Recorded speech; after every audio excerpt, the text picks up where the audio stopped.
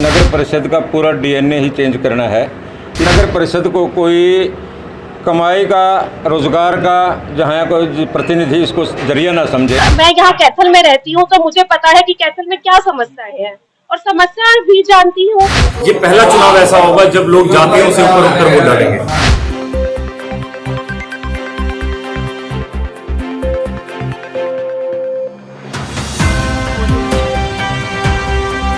नमस्कार दोस्तों, मैं हूं हरदीप दूल और इस वक्त हम लोग सुरेश गरगनोच के घर पे हैं क्योंकि बीजेपी ने टिकट फाइनल कर दिया है। सुरभि गरगनोच जो कि सुरेश गरगनोच की पुत्र वधू है और एक्स मिनिस्टर मांगेराम गुप्ता की पोत्री है यानी कि पोती है, उनका टिकट फाइनल हो चुका है। आइए हम लोग अंदर चलते हैं और उनसे बात करते हैं कि क्या कुछ इसको लेकर के उनका कहना है। सर्वप्रथम तो मैं धन्यवाद करना चाहूँगा हमारे भारतीय जनता पार्टी के माननीय मुख्यमंत्री मनोहर लाल जी का, माननीय प्रदेश अध्यक्ष ओम प्रकाश धनखड़ जी का और माननीय सांसद नायब सैनी जी का, राज्य मंत्री कमलेश ढांडा जी का और भारतीय जनता पार्टी के बहुत ही कर्मठ और लोकप्रिय जिलाध्यक्ष भाई अशोक गुज्जर जी का, हमारे माननीय विधायक भाई लीलाराम जी का और सभी ज्येष्ठ श्रेष्ठ कार्यकर्ता भारतीय जनता पार्टी के और शहर की सभी सम्मानित जनता का, जिन्होंने रिपोर्टिंग करी है। मतलब सीआईडी के माध्यम से जैसे भी ऊपर तक ये संदेश पहुंचाया कि भी सुरेश गरगनोच ही इस सीट को जीत सकता है, उसको टिकट दिया जाए तो भाजपा के लिए सबसे प्रबल और सक्षम कैंडिडेट है। तो सर, किन मुद्दों को लेकर जो है चुनावी मैदान में उतरे हैं? क्योंकि भाजपा का एक अलग से एजेंडा है, परंतु कैथल शहर की बात की जाए, सफाई व्यवस्था की जाए, भ्रष्टाचार की जाए, किन मुद्दों को में जो देखिए, मुद्दे तो बहुत हैं। मेरे तो दिमाग में और मन में ये बात है कि नगर परिषद का पूरा डीएनए ही चेंज करना है। इसको पूरी तरह से ऐसे हमने बनाना है कि भाई नगर परिषद को कोई कमाई का, रोजगार का, जहाँ कोई प्रतिनिधि इसको जरिया ना समझे। सभी अधिकारी अपनी तनख्वाह में ही गुजारा करें, रिश्वत की किसी तरह की मतलब वो ना करें, मतलब बाट ना देखें भी रिश्वत मिलेगी तो फालतू काम करेंगे, सिर्फ अपनी तनख्वाह में ही गुजारा करेंगे और बड़ा ईमानदारी से इस नगर परिषद को चलेगी। ये नगर परिषद में ईमानदारी आएगी तभी जो टैक्स देने वाले जो टैक्स पेयर्स हैं वो ईमानदारी से टैक्स पे देंगे करेंगे, क्योंकि जब देने वालों को ये लगता है ना कि उन द्वारा दिया गया पैसा ईमानदारी से खर्च हो रहा है तो वो और ज़्यादा देते हैं। जैसे मंदिरों में दान देते हैं लोग, इस भावना के साथ नगर परिषद के अंदर टैक्स दिया जाएगा। लोगों से मिलोगे, कौन से वो मुद्दे होंगे जो लोगों को समझाते आप नजर आओगे वार्ड वाइज या आम जनमानस के बीच में जाओगे? देखिए, मुद्दा सबसे बड़ा बात तो हमारा ये चुनाव है, ये चुनाव कोई प्रत्याशी अकेला नहीं लड़ता। हमारा शीर्ष नेतृत्व चुनाव लड़ता है, हमारा संगठन चुनाव लड़ता है, हमारी पार्टी की विचारधारा चुनाव लड़ती है, हमारी पार्टी के सभी कार्यकर्ता मिलकर के चुनाव लड़ते हैं। और रही मेरी ये व्यक्तिगत बात, मैं जो इस शहर में पिछले लगभग 17-18 वर्ष से संघर्ष कर रहा हूँ, जब भी किसी तरह का अन्याय, अत्याचार व्यापारी वर्ग पर पिछली सरकारों के शासन दौरान में हुआ है, जितना संघर्ष मैंने, मेरे साथियों ने किया है और उसका रिजल्ट भी मिला है। इस शहर में तो एक ऐसा दौर था अन्याय और अत्याचार का 2014 से पहले, लगभग 2000 से और 2013-14 तक है। जैसे आप लोगों ने कश्मीर फाइल फिल्म देखी है ना, इसमें जिस तरह दहशत का माहौल दिखाया जाएगा ना, एक बार ऐसे दहशत के माहौल से यहाँ का व्यापारी वर्ग गुजरा है, बिल्कुल दहशत के माहौल से, नींद नहीं आती थी। तो उस दहशत के माहौल में हमने संघर्ष किया है। जहाँ भी कहीं अन्याय हुआ, अत्याचार हुआ, हमने आगे बढ़कर पूरा रिस्क लेकर के शहर के लोगों को जगाया है कि जब तक आप ये अन्याय सहते रहोगे, ये अन्याय ऐसे ही दोबारा ज़्यादा बढ़ता रहेगा। हमने उसके ऊपर आवाज़ उठाई है और वो रुका भी है, उसके रिजल्ट भी मिले हैं। बीजेपी के जो एमसी उम्मीदवार है, क्या उनकी भी चुनाव में मदद ली जाएगी? क्योंकि 15 दिन का मात्र समय है, बाकी 32 वार्ड है। हाँ, देखिए, बीजेपी के सारे एमसी उम्मीदवार क्या, हमारा पूरा संगठन, आप भली भांति जानते हैं कि जिस तरह का बीजेपी का संगठन, जितना डीप संगठन बीजेपी का है, किसी पार्टी का नहीं है। यहाँ पर तो हमारे यहाँ तो पन्ना प्रमुख तक बने हुए हैं, त्रिदेव कमेटियाँ बनी हुई हैं, बूथों की समिति बनी हुई है, शक्ति केंद्र प्रमुख बने हुए हैं, मंडलों की संरचना हमारे यहाँ है। तो इस तरह का किसी का सिस्टम नहीं है, तो हमारे लिए तो आसान है बहुत। नो साहब, क्या मानते हो कि पूर्व में जो आपने विधानसभा के चुनाव लड़े हैं उनका कहीं ना कहीं बेनिफिट आपको मिलेगा? देखिए, मैंने विधानसभा का चुनाव 2009 में लड़ा था। 2007 से मैंने राजनीति शुरू करी थी। पहले मैं सामाजिक सिस्टम में रहता था तो उस 2009 का चुनाव लड़ने के बाद उसमें मुझे बड़ा अच्छा रिजल्ट ठीक मिला था। तो उसके बाद मैं लगातार जनता के संपर्क में रहा।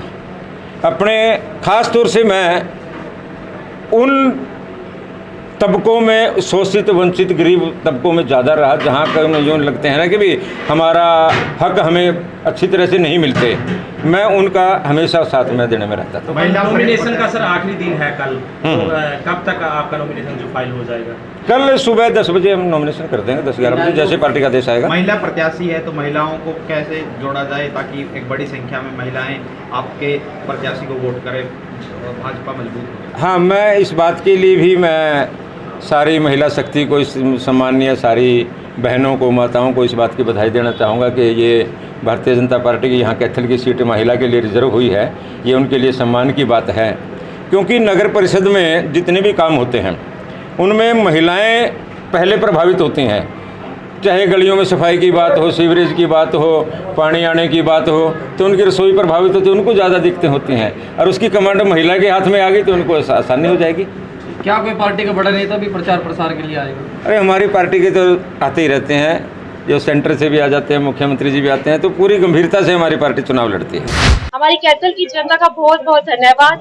हमारे अशोक गुज्जर जी का, जो कि हमारे विधायक लीलाराम जी गुज्जर का, हमारी भाजपा महिला मोर्चा की सभी सम्मानित महिलाओं का, हमारे हैफेड के चेयरमैन कैलाश भगत जी का, और भाजपा परिवार के सभी संगठन, सभी कार्यकर्ताओं व वरिष्ठ नेताओं का तहे दिल से धन्यवाद करना चाहूँगी।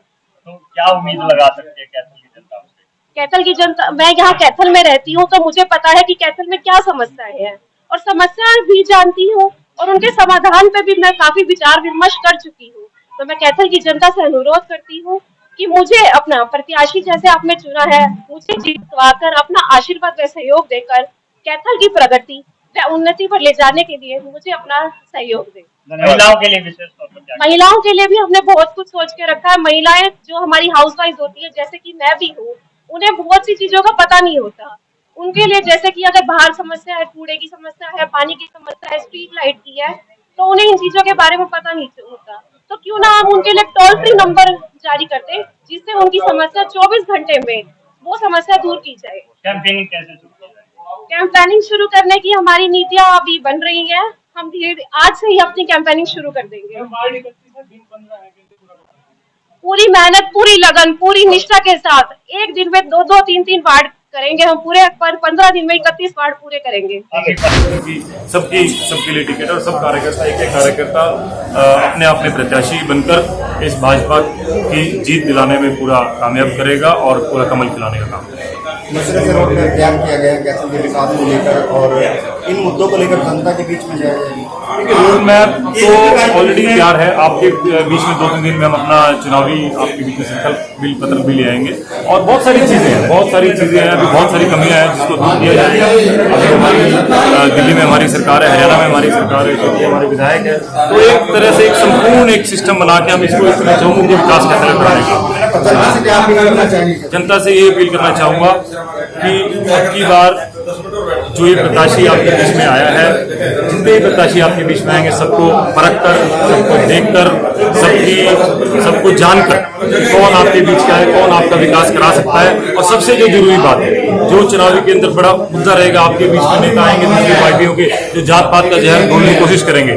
सबसे बड़ा जो मुद्दा रहना चाहेगा, हम शिक्षित युवा वर्ग को ये टिकट दी गई है, तो सबसे बड़ा बीजेपी ने जो ध्यान दिया है ये युवा, हमारी जो उम्मीदवार युवा है। और तो सबसे बड़ी बात है, जात पात से ऊपर हमने ये पहला चुनाव ऐसा होगा जब लोग जातियों से ऊपर उठकर वोट डालेंगे। और दूसरी बात हमने ये ध्यान देना है, जो मेरी आपसे विनती है कि जो उम्मीदवार आएगा, कहीं वो उम्मीदवार महिला होने के नाते जो एक हमारी धारणा बनाई गई है, जो हमारी बीजेपी पार्टी ने तोड़ने की कहीं ना कहीं कोशिश की है कि जो ये सीट महिला रिजर्व करके महिला को टिकट दी है, क्या वो महिला दमी उम्मीदवार तो नहीं, पहले की तरह जो महिला कुर्सी पर बैठ के पता चले कि उसका भाई, उसका पति, उसका परिवार का कोई उसका घर वाला कोई चला रहा है उसको, क्या वो महिला सक्षम है अपने आप के अंदर, क्या वो आपके मुद्दे म्युनिसिपल काउंसिल के द्वारा उठा के और आपकी समस्याओं का निराकरण कर सकते हैं। धन्यवाद।